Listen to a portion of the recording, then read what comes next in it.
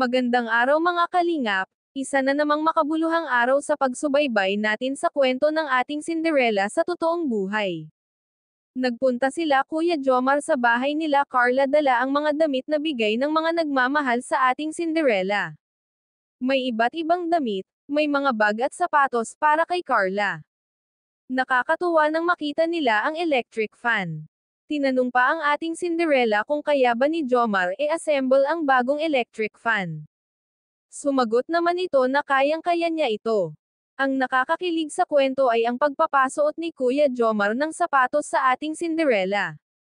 Ito ba ang magpapatunay na nahanap na ng prinsipe ang babaeng nagmamay-ari ng kanyang puso?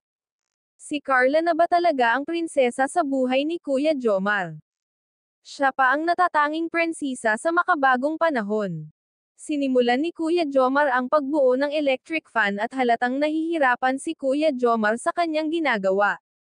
Natatawa lang si Carla habang pinapanood si Kuya Jomar.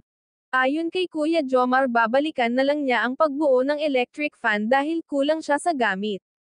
Ito pala ang pagkakataon na sinundo ang ating Cinderella para pumunta sila sa Baguio. Makikita natin sa daan na habang paakyat ay hawak ni Kuya Jomar ang kamay ni Carla. Ang sweet tingnan nilang dalawa at matagal itong binitawan ni Kuya Jomar. Nabanggit pa ni Kuya Jomar na sa kanilang ginawa ay para daw silang nagtanan. Kahit umuulan ay tumawid pa sila ng ilog, tuloy ang kanilang biyahe sa Baguio. Abangan natin ang kanilang pagsasama at karagdagang kwento na nagbigay kilig sa ating mga puso. Huwag po kalimutan mag-subscribe at mag-comment na din. Hanggang sa huli mga kalingap. Maraming salamat po sa inyo.